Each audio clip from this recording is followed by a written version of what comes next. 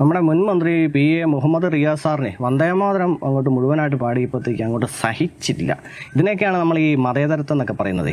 ഇതൊക്കെയാണല്ലോ മതേതരത്തിൻ്റെ ഏറ്റവും വലിയ ഉദാഹരണം എന്നൊക്കെ പറയും. എത്രയൊക്കെയാണെന്ന് പറഞ്ഞാലും ചില സാധനങ്ങളൊക്കെ അറിയാതെ പുറത്തോട്ട് വന്നു പോകും. ആ പോസ്റ്റ് ഒന്ന് വായിക്കാവേ. കേരളത്തിൻ്റെ മുഖ്യമന്ത്രിയായി ശ്രീ VD സതീശനും മന്ത്രിസഭയും സത്യപ്രതിജ്ഞ ചെയ്ത് അധികാരമേറ്റതിൽ അഭിനന്ദനങ്ങൾ. സംസ്ഥാനത്തിൻ്റെ വികസനത്തിനും ജനക്ഷേമ പ്രവർത്തനങ്ങൾക്കും എല്ലാവിധ പിന്തുണയും ആശംസകളും അറിയിക്കുന്നു. സത്യപ്രതിജ്ഞാ ചടങ്ങിൽ വന്ദേമാതരം മുഴുവനായി ആലപിച്ചതുമായി ബന്ധപ്പെട്ട് ആശങ്ക രേഖപ്പെടുത്തുകയാണ്. ഔദ്യോഗികമായി പൊതുവെ അംഗീകരിക്കുകയും ആലപിക്കുകയും ചെയ്തിരിക്കുന്നത് വന്ദേമാതരത്തിൻ്റെ ആദ്യ 2 ഈരടികളാണ്. വന്ദേമാതരത്തിലെ തുടർന്ന് വരുന്ന ചില ഭാഗങ്ങൾ ചരിത്രപരമായി വിവാദങ്ങൾക്കിടയാക്കിയതും ആശങ്ക ഉയർത്തിയതുമാണ്. രാജ്യത്തിൻ്റെ സ്വാതന്ത്ര്യത്തിന് മുമ്പും സ്വാതന്ത്ര്യാനന്തര കാലത്തും വിവിധ സംസ്ഥാനങ്ങളിൽ വന്ദേമാതരം നിർബന്ധമാക്കാനുള്ള ശ്രമങ്ങൾ വിവാദമായിരുന്നല്ലോ. ചില സംഘടനകളും പൗരാവകാശ പ്രവർത്തകരും ഇത് നിർബന്ധമാക്കുന്നത് ഭരണഘടനാ സ്വാതന്ത്ര്യത്തെയും മതനിരപേക്ഷതയെയും ബാധിക്കുമെന്ന് അഭിപ്രായപ്പെട്ടിരിക്കുന്നതുമാണ്. സുപ്രീം കോടതിയുടെ സമീപകാല നിരീക്ഷണപ്രകാരം വന്ദേമാതരം ആലപിക്കണമെന്ന കേന്ദ്ര സർക്കാർ നിർദ്ദേശം സംസ്ഥാനങ്ങൾക്ക് ഒരു അഡ്വൈസറി മാത്രമാണ്.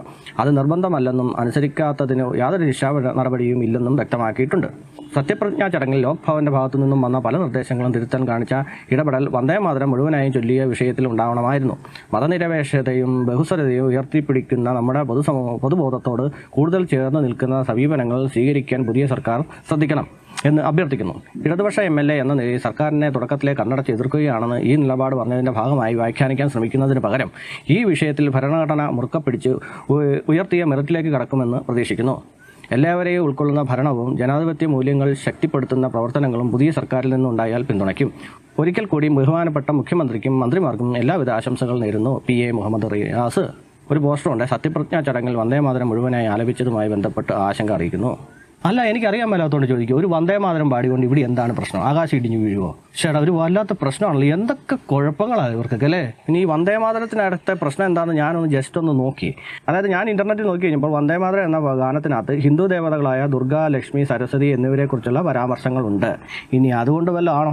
പറഞ്ഞിട്ട് കാര്യമില്ല. നമ്മുടെ നാട്ടിലെ മതേതരത്വം എന്നൊക്കെ പറഞ്ഞു കഴിഞ്ഞാൽ വൺ സൈഡാണ്. പിന്നെ ഞാൻ ചിന്തിക്കുന്നത് അതൊന്നുമല്ല. ഈ മതവും ജാതി എന്നൊക്കെ പറഞ്ഞ് എപ്പോൾ വന്ന് എവിടെ നിന്ന് വന്നെന്ന് കുറേ ഇങ്ങനെ ആരെങ്കിലുമൊക്കെ ഈ പുറകോട്ട് പോയി ചിന്തിച്ച് നോക്കിയിട്ടുണ്ടോ? കുറേ പുറകോട്ട് പോയി കഴിഞ്ഞാൽ ആദിമ മനുഷ്യൻ്റെ ആ കാലഘട്ടം വരെ പുറകിലോട്ട് പോയി നോക്കിയിട്ടുണ്ടോ? ഇതിൻ്റെ ഇടയ്ക്ക് എവിടെ വെച്ചോ ആണ് ദൈവം എന്ന് പറഞ്ഞ ഒരു സാധനം വന്ന് പിന്നെ മനുഷ്യന്മാരെ അങ്ങോട്ടും ഇങ്ങോട്ടും മതവും ജാതിയൊക്കെ പറഞ്ഞ് വേർതിരിച്ച് ഇങ്ങോട്ട് വിടുന്നത്. എന്നിട്ട് ഇപ്പോൾ വന്നു കഴിയുമ്പം മതസൗഹാർദ്ദം ഒന്ന് ആലോചിച്ച് നോക്കിയാൽ, മനുഷ്യനെ തമ്മിൽ വേർതിരിക്കാൻ വേണ്ടിയിട്ട് മനുഷ്യൻ തന്നെ മതം കണ്ടുപിടിച്ചു. അതിനുശേഷം പിന്നെ അവൻ ക്രിസ്ത്യാനി, ഇവൻ മുസ്ലിം, ഇവൻ ഹിന്ദു, ഇങ്ങനെ വേർതിരിച്ചു. അതിനുശേഷം ഞങ്ങളെല്ലാം ഞങ്ങളെല്ലാം ഒന്നാണേ എന്ന് പറഞ്ഞ് നടക്കുക. എന്നാൽ പിന്നെ ഇത് വേർതിരിക്കാതെ മതം കണ്ടുപിടിക്കാതെ ഇരുന്നാൽ പോരെ, അല്ലെങ്കിൽ മതം വേണ്ടെന്നങ്ങ് വെച്ചാൽ പോരെ. എന്തിനാ ഈ സൗഹാർദ്ദം എന്ന് പറഞ്ഞ സാധനം? ഈ സാധനം വേണ്ടെന്നങ്ങോട്ട് വെച്ചാൽ തന്നെ ആ പ്രശ്നം അങ്ങ് കഴിഞ്ഞു. പിന്നെ വരുന്നവൻ ഹിന്ദു, മുസ്ലിം അങ്ങനെയൊന്നും ഇല്ലല്ലോ. എല്ലാവരും ഒരൊറ്റ മനുഷ്യർ. പിന്നെ സാധാരണ മനുഷ്യർ ഇവിടെ മതം വേണ്ട, ജാതി വേണ്ട എന്നങ്ങ് തീരുമാനിച്ചാൽ പോലും രാഷ്ട്രീയക്കാർ സമ്മതിക്കത്തില്ലല്ലോ. കാരണം എന്താണെന്ന് വെച്ചാൽ അവരുടെ കൃഷി അതോടെ നശിക്കുമല്ലോ. ഈ മതവും ജാതി ഉണ്ടെങ്കിലല്ലേ ഉള്ളൂ ഇവർക്ക് നിലനിൽപ്പുള്ളൂ.